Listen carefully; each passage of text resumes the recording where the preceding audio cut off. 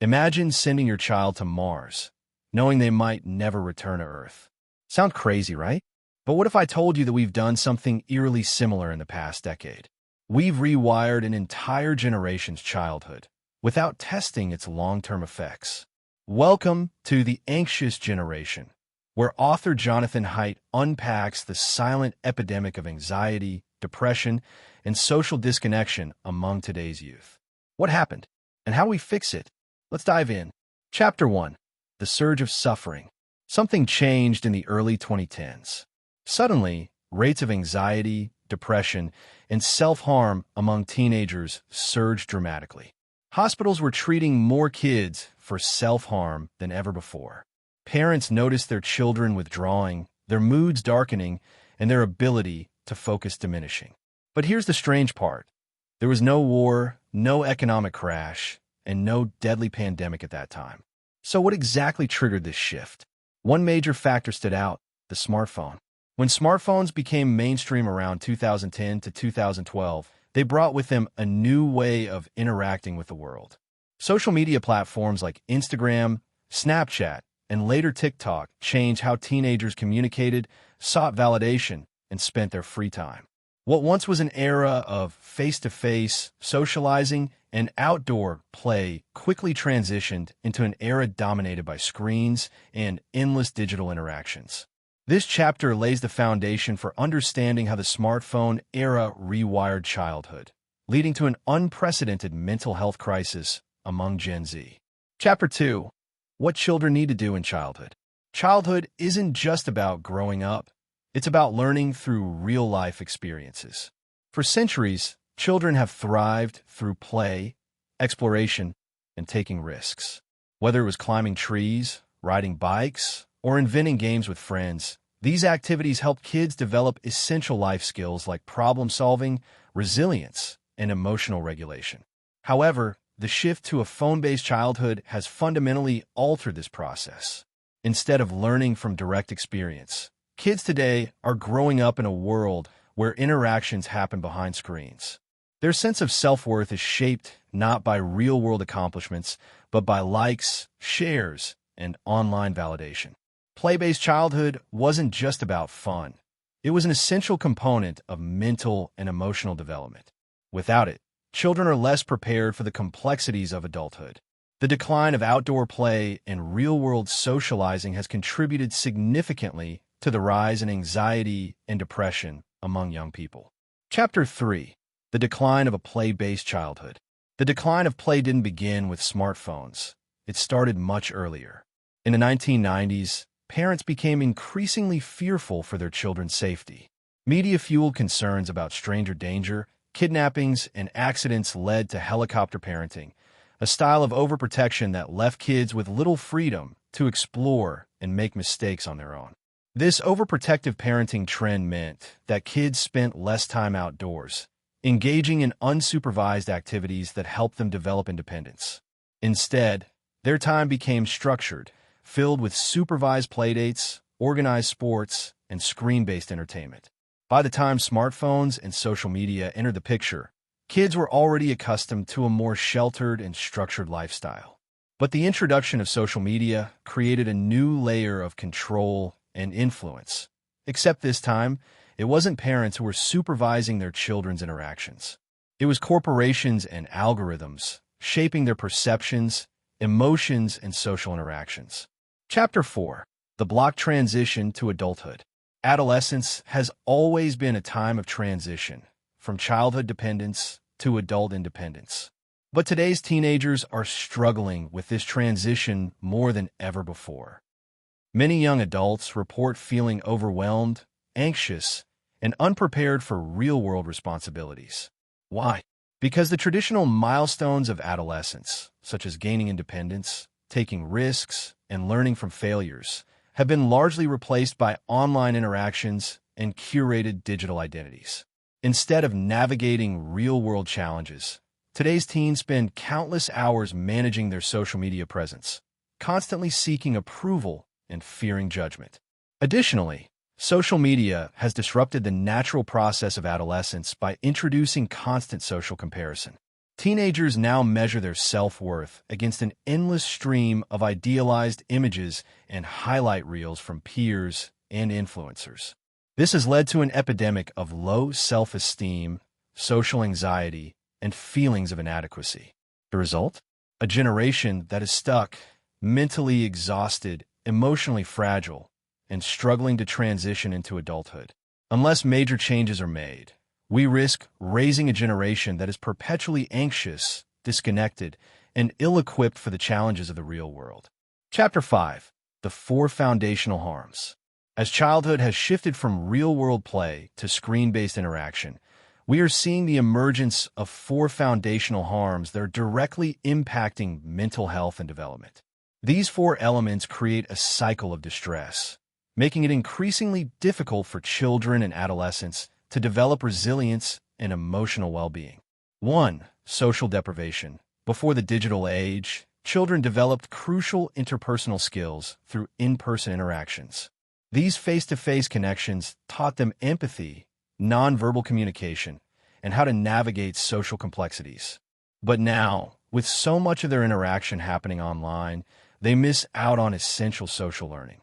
Online communication often lacks depth, leading to shallow relationships, increased loneliness, and an inability to handle real-life social situations. 2. Sleep deprivation. The human brain, especially during adolescence, requires sufficient sleep to function optimally. However, social media and smartphone use have drastically disrupted sleep patterns. The constant notifications, blue light from screens, and the pressure to always be available have led to chronic sleep deprivation among teenagers. This not only weakens cognitive functions like memory and attention, but also increases risks of anxiety and depression. 3. Attention fragmentation. Smartphones and social media platforms are designed to keep users engaged by constantly feeding them new information. As a result, children and teenagers struggle with maintaining sustained attention. They are often unable to focus on long-term goals, deep learning, or even simple conversations without being distracted by digital interruptions. This fragmentation of attention has made it harder for students to perform academically and for young people to engage in meaningful personal relationships. 4. Addiction. The addictive nature of social media and gaming platforms is no accident. They are intentionally designed to keep users hooked. The instant gratification of likes, shares, and rewards creates a cycle of dependency, making it difficult for children to regulate their screen time. Over time, this leads to compulsive behavior, reduced motivation for real-world activities, and a constant need for digital validation. Chapter 6. Why social media harms girls more than boys. While both boys and girls have been impacted by the rise of smartphone culture, research shows that girls are particularly vulnerable to the negative effects of social media. The reason? Social comparison and cyberbullying. 1. The pressure to be perfect. Social media platforms, particularly those centered around image sharing like Instagram and TikTok, have created a culture of curated perfection. Teenage girls are constantly bombarded with highly edited images of influencers and peers, making them feel that they must measure up. This relentless comparison leads to increased body dissatisfaction, low self-esteem, and eating disorders. 2. Cyberbullying and social hierarchies. Unlike boys, who often face aggression in physical forms, girls are more likely to experience relational aggression, a form of bullying that includes exclusion, humiliation, and public shaming. Social media amplifies this dynamic, allowing bullying to happen on a public scale. A single cruel comment or embarrassing photo can be seen by thousands, intensifying feelings of anxiety and hopelessness. 3. The anxiety spiral. Because of the constant social evaluation on social media, many teenage girls become hyper-aware of how they are perceived by others. This leads to increased social anxiety, fear of judgment, and avoidance of real-world interactions. Instead of helping young girls build confidence, social media has created an environment where they feel constantly scrutinized. Chapter 7. What is happening to boys? While social media may have harmed girls more in terms of self-image and anxiety, boys have suffered in a different way. The combination of video game addiction, pornography, and lack of real-world responsibilities has led to what many experts call the failure to launch phenomenon. 1. Video game immersion. Unlike social media, which thrives on social validation, video games provide boys with an alternate reality where they feel powerful, competent, and rewarded. The problem? Many of these games are designed to be endless, offering no real conclusion, keeping players engaged indefinitely. As a result, many boys prefer the digital world over real-life challenges, leading to social withdrawal and underachievement in school. 2. Pornography and intimacy issues. The widespread availability of online pornography has had significant psychological effects on young men. Instead of developing healthy romantic relationships, many boys become accustomed to instant gratification without emotional connection. Over time, this can lead to unrealistic expectations, difficulties in forming real relationships, and even reduced motivation for pursuing long-term goals. 3. Declining academic performance and motivation. Because video games and online content provide constant dopamine hits, many boys struggle with focusing on anything that requires sustained effort. Schools and workplaces demand patience and perseverance, qualities that are increasingly difficult to cultivate in a generation raised on instant digital rewards. As a result, more boys are underperforming academically, failing to pursue higher education, and delaying adulthood. Chapter 8. Spiritual elevation and degradation. Beyond the psychological and social consequences, Haidt argues that our digital lifestyles are leading to a form of spiritual degradation. The human mind, when constantly distracted and overstimulated, loses its ability to experience true joy, meaning, and fulfillment. 1. The decline of deep experiences. Before the smartphone era, young people found meaning in real-world challenges, creative pursuits, and moments of stillness. Whether it was getting lost in a book, having a deep conversation, or spending time in nature, these activities provided a sense of fulfillment. But today's hyper-connected world leaves little room for these experiences. Instead, young minds are bombarded with shallow digital content that provides fleeting pleasure but no lasting satisfaction. 2. The rise of outrage culture. Another consequence of digital life is the way social media promotes outrage, negativity, and tribalism. Platforms thrive on controversy, encouraging users to engage in online arguments and moral outrage. Instead of fostering compassion, patience, and wisdom, social media rewards quick judgment, performative activism, and digital shaming. 3. Can we reclaim meaning? Haidt suggests that reversing this trend will require intentional disconnection from digital distractions and a return to practices that cultivate depth and meaning. This includes engaging in face-to-face relationships, practicing mindfulness, spending time in nature, and focusing on long-term goals. The real question is, can we take control of our attention, or will we let the digital world control us? Chapter 9. Preparing for collective action. The problems caused by the digital transformation of childhood are not ones that can be solved by individuals alone. A child cannot simply choose to quit social media if all their friends are using it. A parent cannot single-handedly prevent their child from being influenced by online culture. And even schools struggle to enforce phone policies when the wider world encourages digital immersion. The solution? Collective action. 1. Understanding the challenge. To bring about meaningful change, we must first understand that the issues with digital childhood are not just about individual choices. They're about the entire system in which children grow up. The key to reversing the trend lies in coordinated efforts between families, schools, and governments. 2. The role of schools. Schools have a crucial role in establishing healthier boundaries around technology use. Some schools have already implemented phone-free policies, requiring students to lock their phones away during the school day. This has led to improvements in focus, social skills, and overall well-being. However, for these policies to succeed, they need broad support from parents and communities. 3. Parental coordination. One of the most significant hurdles parents face is the fear that their child will be left out if they restrict their access to smartphones and social media. Haidt suggests that parents and communities and schools band together to create agreements about delaying smartphone use and limiting social media exposure. A collective approach prevents any one child from feeling socially isolated. 4. Cultural shifts and public awareness. Haidt argues that public awareness campaigns, similar to those used to combat smoking or drunk driving, can help shift societal norms. If more people become aware of the mental health risks associated with phone-based childhood, pressure will mount on tech companies and policymakers to enact meaningful changes. Chapter 10. What governments and tech companies can do now. Governments and tech companies hold enormous power over the digital landscape that children navigate daily. While individuals can take steps to protect their children, large-scale changes require policy interventions and corporate responsibility. 1. Age restrictions and verification. Currently, most social media platforms have an official age limit of 13, yet millions of younger children still use these platforms unchecked. Haidt argues that stricter age verification measures should be implemented to prevent younger children from being exposed to the addictive features of social media. 2. Regulating social media design.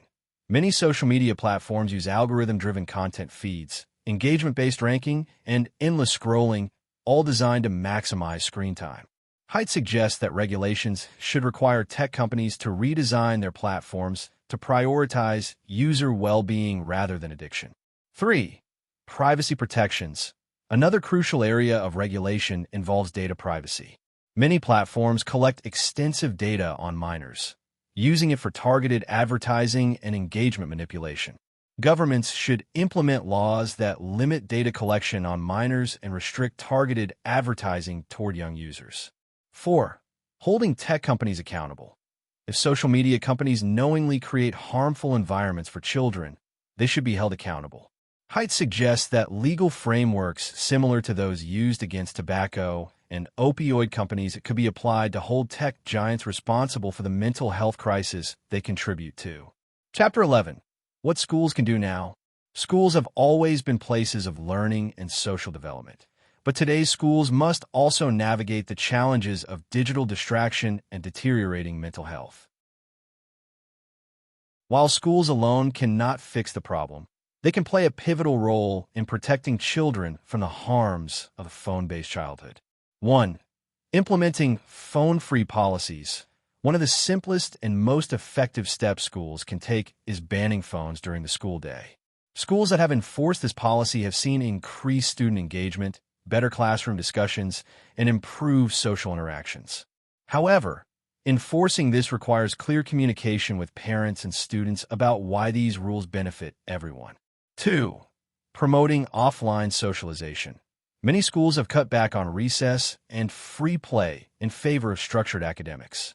Haidt argues that schools should reintroduce unstructured social time where kids can interact, solve conflicts, and build friendships without digital interference.